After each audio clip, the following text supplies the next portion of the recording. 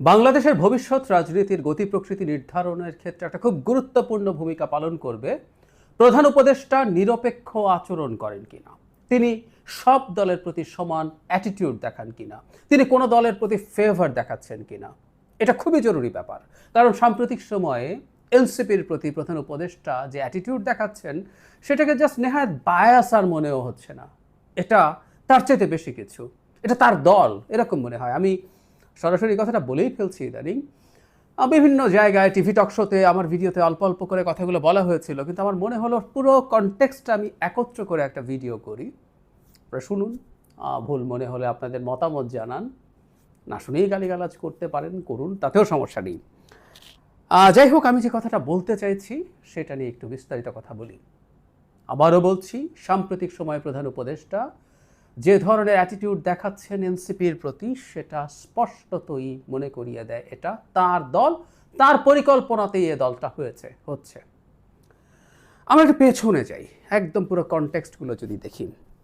প্রধান উপদেষ্টা দেশে আসলেন, তাকে বিমানবন্দরে অভ্যর্থনা জানানোর অনেকেই, এর মধ্যে ছাত্র নেতারা ছিলেন ওই সময়, যারা সামনের সারিতে থেকে নেতৃত্ব দিয়েছেন, যারা সামনে থেকেছেন তারা থাকবেন, এটা স্বাভাবিক। তাদেরকে নিয়ে তিনি একটা সংবাদ সম্মেলন করেন, কিছু বক্তব্য দেন, এভরিথিং ইজ ফাইন, এই পর্যন্ত ঠিক আছে। পরবর্তীতে তিনি নিয়মিতভাবে একটা কথা বলে গেছেন, সেটা হলো ছাত্ররাই তার নিয়োগকর্তা।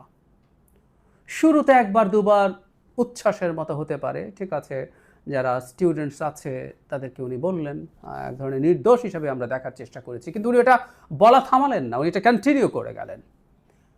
এবং ছাত্র শব্দটা আমরা মাথায় রাখবো, মানে ছাত্র বলতে আমরা হাতে গোনা কিছু ছাত্রকে বুঝি যারা এখন এনসিপিতে আছে, এর বাইরে আর কেউ ছাত্র না, এই মুভমেন্টে আর কেউ ছাত্র না। এটা নিয়েও বিস্তারিত কথা বলতে চাই, যেখানে উনি গোড়াতেই প্রবলেম করেছেন। আমি মনে করি এখান থেকে বাংলাদেশের আসলে রাজনৈতিক দলগুলোর মধ্যে বা শক্তিগুলোর মধ্যে, তখন এনসিপি হয় নাই, কিন্তু তাদের দুটো সংগঠন তৈরি হয়ে গেছে, বৈষম্য বিরোধী ছাত্র আন্দোলন এবং জাতীয় নাগরিক কমিটি, এগুলোর মধ্যে সংঘাত শুরু হয়ে গেছে। কারণ প্রধান উপদেষ্টা নিজে ভয়ঙ্করভাবে এটাকে ক্রেডিট দিতে শুরু করেছিলেন এই মুষ্টিমেয় ছাত্রকে।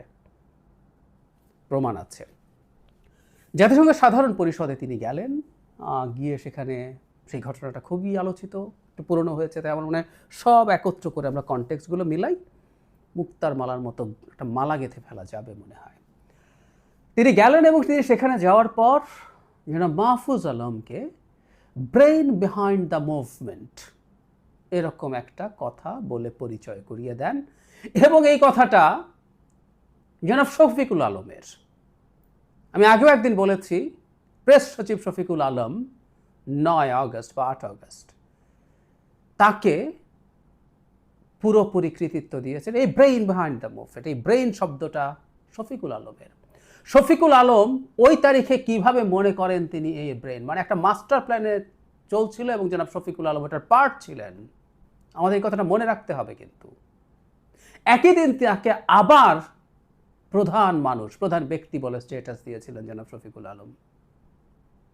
সুতরাং এই প্লট কিন্তু তৈরি হচ্ছিল, এই দলের প্লট, এবং mister Shafiqul Alam, press secretary, is very much a part of that, মনে রাখতে হবে। তো ডক্টর ইউনূস জনাব মাহফুজ আলমকে যখন এটা পরিচয় করিয়ে দিচ্ছেন, আমাদের বুঝতে অসুবিধা নেই নিশ্চয়ই। আমরা এরপরে এই শব্দটাকে সহজ করে মাস্টার মাইন্ড বলছি, ডক্টর ইউনূস কিন্তু মাস্টার মাইন্ড শব্দটা বলেনি, আমরা অনেকে জানি না। তো পরে যেটা হলো, যেহেতু আপনি কাউকে মাস্টার মাইন্ড সহজ ভাষাই বলি, তাহলে আর এত ব্রেইন বিহাইন্ড দরকার নাই। কাউকে মাস্টার মাইন্ড হতে হলে একটা মেটিকুলাসলি প্ল্যান্ড মুভমেন্ট লাগবে। ফলে উনি তাই বললেন যে এটা একটা মেটিকুলাসলি প্ল্যান্ড মুভমেন্ট, এবং সেটা প্রধান ব্যক্তি পেছন থেকে, আবার এটাও যোগ করেছিলেন মাহফুজ নাকি বিনয় করে এটা স্বীকার করে না, কিন্তু সেই মূল লোক পরিচয় করিয়ে দিলেন। তারপরে খেয়াল করি, ছাত্রদের মধ্যে একজনকে তিনি প্রধান পরিকল্পক হিসেবে সামনে আনলেন, এবং এটা মেটিকুলাসলি প্ল্যান্ড, তার মানে এই ছাত্ররাই একটা মুভমেন্ট মেটিকুলাসলি প্ল্যান করেছেন। আমরা খেয়াল করি ওই পর্যন্ত যদি হয়, তখন আমরা এগুলোকে এক ধরনের নির্দোষ উচ্ছ্বাস হিসেবে দেখছিলাম, কিন্তু আমি আজকের কনটেক্সটের সাথে যদি মেলাই, এগুলো প্রত্যেকটা পরিকল্পিত ছিল। জনাব শফিকুল আলম, ডক্টর ইউনূস সবাই মিলে এই ছাত্রদেরকে জনগণের সামনে বিরাট কিছু হিসাবে তারাই একমাত্র, মানে প্রধানও না, একমাত্র মানে মূল জায়গা, মূল ব্যক্তি হিসেবেই পরিচয় করিয়ে দিতে চাইলেন। অথচ যখন সময় কেটে যেতে থাকলো তখন কিন্তু তার এটা মনে থাকার যথেষ্ট কারণ ছিল, মনে হওয়ার যথেষ্ট কারণ ছিল, যদি তিনি সত্যি আগে স্লিপ করে বলে থাকেন যে আসলে স্টুডেন্টরাই সব স্টুডেন্ট না, স্টুডেন্ট শব্দটাও এরকম মনোলিথিক না, এই কয়জন না, বহু স্টুডেন্ট ছিল, পলিটিক্যালি ইনভলভ স্টুডেন্ট ছিল, ছাত্রদল, ছাত্র শিবির ছিল, আরও অন্যান্য সংগঠনের ছাত্ররা ছিল, কমিউনিস্ট পার্টিগুলো, বাম সংগঠনগুলোর ছাত্ররা ছিল, খুব সিরিয়াসলি মাঠে ছিল, কোনো রাজনৈতিক অ্যাফিলিয়েশন নেই এমন ছাত্ররা ছিল। বিশেষ করে আমি বলতে চাই প্রাইভেট ইউনিভার্সিটি স্টুডেন্টসের কথা। এই ছাত্ররা, যে ছাত্রদেরকে ডক্টর ইউনুস ছাত্রদের প্রতিনিধি মনে করেন, তারা পরিকল্পনা করে প্রাইভেট ইউনিভার্সিটি স্টুডেন্টদেরকে দূরে সরিয়ে দিয়েছিলেন। অথচ যখন পাবলিক ইউনিভার্সিটি খালি হয়ে যায়, ছুটি হয়ে যায়, তখন 17, 18, 19 এইরকম সময়গুলোতে কি অসাধারণ পারফর্ম করেছিলেন তারা, এবং তাদের পার্টিসিপেট করা আমাদের সোসাইটির upper middle class and rich পিপলকে ইনভলভ করেছে। খারাপ শোনালেও এই ক্লাসটা অনেক বেশি ম্যাটার করে দ্যান আদার্স। সো এই মুভমেন্টে এটা একটা বিরাট টার্নিং পয়েন্ট ছিল, কিন্তু তাদেরকে হারিয়ে দেওয়া হলো। ডক্টর ইউনূস ছাত্র বলতে এই ছাত্রদেরকে নিলেন, এবং আমরা ধাপে ধাপে বুঝবো এই ছাত্রদেরকে নিয়েই আসলে কোনো না কোনো পরিকল্পনা চলছিল। তাদেরকে সরকারে নেওয়া হলো। শুধু তাই না, বিভিন্ন মন্ত্রণালয়ে ফর্মালি ছাত্র প্রতিনিধি দেওয়া হয়েছে, যারা বসে বসে ওখানে যাচ্ছে তাই করেছে। সোকল ক্ষমতা তো বটেই, নানান রকম দুর্নীতির সাথে জড়িয়ে পড়েছে। শুধু সেটা না, এর বাইরেও ইনফর্মালি বহু ছাত্র নানা রকম তদবির, টেন্ডারবাজি এগুলোতে জড়িয়েছেন, এবং তারা নানান জায়গায় ক্ষমতা দেখাতে শুরু করেছেন। তারা বিভিন্ন জায়গায় মব তৈরি করে করে নানান কিছু ভাঙচুর করতে পারছেন, ওই অফিস করলো, ওই অফিস বন্ধ করো, এসব করতে পারছিলেন।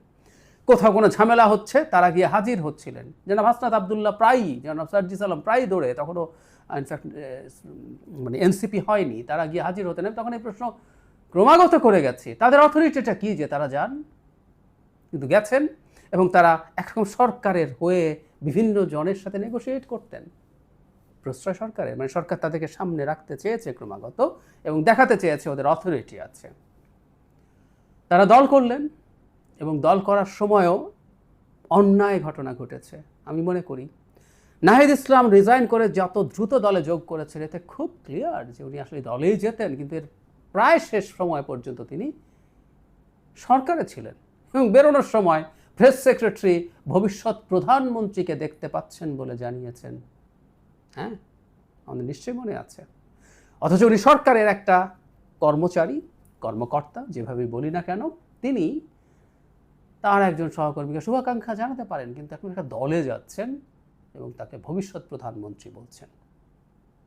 মিলিয়ে রাখি, উনি আসলেন, এবং এই দল তার পরবর্তীতে বিভিন্ন সময়ে যা যা করেছে আমাদের সরকারের দিক থেকে বেশ কিছু আচরণ আমাদের নিশ্চয়ই মনে আছে। একবার একটা চিঠি আমাদের সামনে চলে এসেছিল, ডিসি একটা জনসভার জন্য সাহায্য করতে বলছিলেন। এটা তারা পরবর্তীতে অস্বীকার করছে যে তারা এটা পছন্দ করেন না, চান না, কিন্তু এটা নাকি তারাই করেছে। সরিয়ে রাখি, ডিসি আর সবার জন্য করে না, ওনাদের জন্য করে। শুধু তাই না, একবার পুলিশ প্রোটোকল দেওয়া হয়েছিল যখন বৈষম্য বিরোধী ছাত্র আন্দোলনের নেতারা একদম শুরুর দিকে বিভিন্ন জায়গায় মুভ করছেন, তখন আমরা মিলাবো এই জিনিসগুলো ঘটেছে। প্রধান বিষয় এগুলো না, প্রধান বিষয় মানে একটা নেকেড একটা ঘটনা আছে, যেটা আমি মাঝে মাঝে বলেছি, পড়ে শুনিয়েছি, আজকেও আবার এর মধ্যে যুক্ত করব। সাম্প্রতিক সময়ে যেটা আরও তীব্র বিতর্ক তৈরি করলো, জনাব নাহিদ ইসলাম ডক্টর ইউনূসের সাথে দেখা করতে পারলেন যখন তার পদত্যাগের আলোচনা প্রচুর হচ্ছে, যখন দেশের সবচেয়ে বড় রাজনৈতিক দলটা, শেখ হাসিনার বিরুদ্ধে সবচেয়ে গুরুত্বপূর্ণ লড়াই করা দলটা বিএনপি, তার সাক্ষাৎ পাচ্ছে না। যখন দ্বিতীয় সর্বোচ্চ দল, সর্ববৃহৎ দল, ডিফারেন্স ইজ হিউজ, কিন্তু তারপরে এটা বাংলাদেশের এই মুহূর্তে আওয়ামী লীগ তো নিষিদ্ধ, দ্বিতীয় সমর্থন পুষ্ট দল জামায়াতে ইসলামী, তারা সাক্ষাৎ পায়নি, পেলেন জনাব নাহিদ ইসলাম। কেন? বলতে পারেন he was one of the employers, এবং সবচেয়ে সামনে থাকা নাহিদ, যেহেতু ওখানে টর্চার্ড হয়েছিলেন, আমাদের সামনে অনেক বেশি আছে, সো উনি অনেক বেশি প্রমিনেন্ট মানুষ। তো ঠিক আছে, তিনি তাদেরকে ডেকে তার অভিমানের কথা জানান, রেজিগনেশনের কথা, ইচ্ছের কথা অ্যাটলিস্ট জানান। পরদিন বিএনপিকে, জামায়াতকে নানান সমালোচনার পর সময় দেওয়া হয় এবং একই দিন এনসিপিকে সময় দেওয়া হয়। আমি আবারও এই প্রশ্ন করছি, এনসিপি কোন ক্রাইটেরিয়ায় একক দল হিসেবে সাক্ষাৎ করতে পেরেছে বলতে হবে।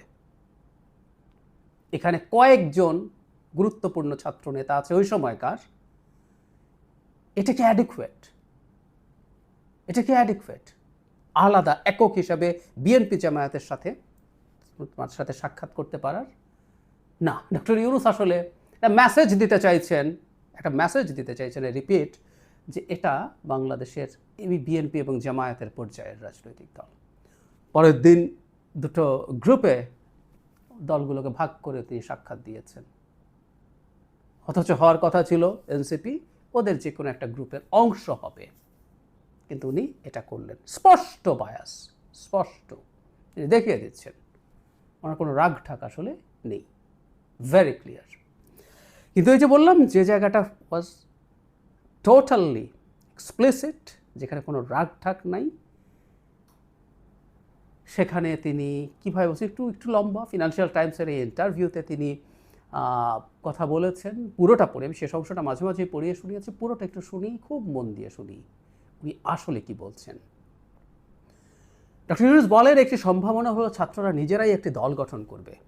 শুরুতে যখন তারা উপদেষ্টা পরিষদ গঠন করেছে তখন আমি 3জন ছাত্রকে আমার উপদেষ্টা পরিষদে নিয়েছিলাম। আমি বলেছিলাম তারা যদি দেশকে প্রাণ দিতে পারে তাহলে তারা উপদেষ্টা পরিষদে বসতে পারে এবং প্রাণ দেওয়ার জন্য কী করেছে সেই বিষয়ে সিদ্ধান্ত নিতে পারে, তারা ভালো কাজ করছে। এখন ছাত্ররা বলছে কেন নিজস্ব দল গঠন করা হচ্ছে না, তারা একটা সুযোগ নেবে। এই কথা উল্লেখ করে ডক্টর ইউনূস বলেন তারা বলছে তাদের কোনো সুযোগ নেই, এমনকি সংসদে তাদের একটি আসনও থাকবে না। কেন? কারণ কেউ তাদেরকে চেনে না। এই প্রসঙ্গে ডক্টর ইউনূস আরও বলেন, আমি তাদের বললাম পুরো জাতি তাদেরকে চেনে, তারা যা করতে চায় সে বিষয়ে তাদেরকে একটা সুযোগ দেই, সুতরাং তারা এটা করবে। ডক্টর ইউনূস বলেন দল গঠনের প্রক্রিয়ার মধ্যে হয়তো তারা বিচ্ছিন্ন হয়ে পড়বে। এটা একটা বিপদ, কারণ রাজনীতি শুরু করলে সব ধরনের রাজনীতিবিদ তাদের সঙ্গে মিশে যাবে। তাই আমরা জানি না তারা আমাদের দেশে যে রাজনীতি তা থেকে নিজেদের দূরে রাখতে পারবে কি না। এ ধরনের সুযোগ আছে যা আমাদের নিতে হবে। তবে ছাত্ররা প্রস্তুত, তারা প্রচারণা চালাচ্ছে, তারা দেশ জুড়ে লোকজনকে সংগঠিত করছে। তারপরে বলছে আমরা ইসলামিস্টদের কথা আসলো, তো উনি বলছেন ইসলামিস্টদের লক্ষণ দেখে। তারপরে যে জায়গাটা ছাত্রদের সম্পর্কে বলা, এই জায়গাটা আগেও পড়েছি, আবার পড়ি, এটাই সবচেয়ে আসল জায়গা। তারা এই পরিস্থিতির রাজনৈতিক দল গঠন করছে বা রাজনীতিতে যুক্ত হচ্ছে, এটা দরকার। কারণ রক্ত দিয়ে তারা যেগুলো অর্জন করেছে সেগুলো তারা রক্ষা করতে হবে। অন্যথায় সেই সব ব্যক্তি নিয়ে যাবে যারা বিগত প্রশাসন ও অন্যান্যদের মতো সব কিছুর পুনরাবৃত্তি করার সুযোগ খুঁজছে। এটাই বাংলাদেশে আমাদের রাজনৈতিক পরিবেশ, সুতরাং তারা এটা রক্ষা করার চেষ্টা করছে। আমি বলবো ছাত্রদের স্বচ্ছ অভিপ্রায় থাকবে। আমি এই জায়গাটা খুব মন দিয়ে আবারও শুনতে বলছি। তিনি বলছেন রক্ত দিয়ে তারা যেগুলো অর্জন করেছে সেগুলো তাদেরকে রক্ষা করতে হবে, মানে এটা একটা অত্যন্ত অসত্য বয়ান। ওনার মতো মানুষের এই অসত্য বয়ান দেওয়া উচিত না। রক্ত দিয়ে এই অর্জন এই ছাত্ররাই শুধু করেছে তা না। ওই যে বললাম অরাজনৈতিক ছাত্র, রাজনৈতিক ছাত্র, সাধারণ মানুষ, রাজনৈতিক দল, ছাত্রদল না, বিএনপির বিভিন্ন অঙ্গ সংগঠন, জামায়াতের পার্টি, ইভেন বেশ কিছু এক্সট্রিমিস্ট ইসলামিস্ট লোকজন, পার্টি, সংগঠন এর মধ্যে ছিল। রক্ত সবাই দিয়েছে, রক্ত শুধু ছাত্ররা দেয় নেই, কিন্তু উনি এটাকে শুধু ছাত্রদের রক্ত দেওয়ার কথা বলছেন। আবার বলছেন তাদের রক্ত দিয়ে অর্জিত জিনিস তাদেরকে রক্ষা করতে হবে, না হলে পরের ইঙ্গিতটা যেটা যে বললাম তারা নিয়ে যাবে যারা প্রিভিয়াস সিস্টেম পুনরাবৃত্তি করার সুযোগ খুঁজছে। তার মানে না হলে তারা যদি এটা রক্ষা করতে না পারে, অপরাপর দল, এই মুহূর্তে তো আর আওয়ামী লীগ আসছে না, এই মুহূর্তে বিএনপি, জামাত সহ অন্যান্য যে রাজনৈতিক দলগুলো ক্রিয়াশীল ছিল তারা এটা শেষ করে ফেলবে, ডক্টর ইউনূস বলছেন। এবং উনি মনে করছেন ছাত্ররা স্বচ্ছ থাকবে, ক্লিয়ারলি বলছেন। এরপর কি আর বলার বাকি থাকে? এই দলটা আসলে তার চেষ্টায়, তার ইচ্ছায়, টু সাম এক্সটেন্ট তার পরিকল্পনায় তৈরি হচ্ছে। এই হোসা আলোচনা আসতে পারে তিনি তার পরিকল্পনা, তার চিন্তায়, তার চেষ্টায় তৈরি হলে আদৌ কী হবে? তিনি নিজে দল তৈরি করার চেষ্টা করেছিলেন 11 সময়, অবশ্য তখন তো ক্ষমতায় ছিলেন না, তারপরও ক্ষমতায় তার ভাবাপন্ন মানুষরাই ছিলেন। উনি দল গঠন করতে গিয়ে ভালো কিছু করতে পারেননি, যাই হোক সেটা ভিন্ন আলোচনা। সুতরাং এই যে এনসিপি দলটা আদতে তার দল, এটা এখন একেবারে প্রকাশ্য, এবং সর্বশেষ যে পরিস্থিতি তৈরি হলো তাতে এটা আরও ক্লিয়ার হয়ে গেছে। একদম পরিষ্কার হয়ে গেছে। জানি না হবে কিনা, কারণ আমরা এখন প্রধান উপদেষ্টাকে ভীষণ ইগোয়েস্টিক আচরণ করতে দেখি। তিনি জাপানে গিয়ে যে ভাষায় কথা বলেছেন, দেশে থাকতেও বলছিলেন, ওখানে গিয়েও বললেন। It's alarming. কিন্তু আমি মনে করি বাংলাদেশে ভবিষ্যতে একটা পলিটিক্যাল সেটেলমেন্টের জন্য সবার আগে যেটা জরুরি সেটা হচ্ছে ডক্টর ইউনূসকে এই দলটার প্রতি বায়াসের অ্যাটিটিউড প্রকাশ্যে দেখানো বন্ধ করা, বা এমনও যাতে মনে না হয় সরকারের কেউ কোনো না কোনোভাবে তাদেরকে সমর্থন করছেন। দুজন ছাত্র উপদেষ্টা তো আছেই এই সরকারে, কিন্তু তিনি ব্যক্তিগতভাবে এটা করছেন। সবচেয়ে ভালো হতো এই দুজনকে আরও আগে বের করে দিলেন সরকার থেকে, কিন্তু এটা করবেন না। কিন্তু এখন তিনি নিজে বায়াস দেখাচ্ছেন। বহু ক্ষেত্রেই আমরা দেখব যে রীতিমতো মাঝে মাঝে একটু বিরোধিতার নাটক এনসিপি করে, কিন্তু সরকারের পক্ষে ভীষণ শক্তভাবে তারা রাস্তায় নামে, সাইবার মাঠে নামে, ডিজিটালি নামে, সবই করে। So it's very clear now it is. আমাদের খুব বড় সংকট হবে আসলে ডক্টর ইউনূসের এই বায়াস দেখা।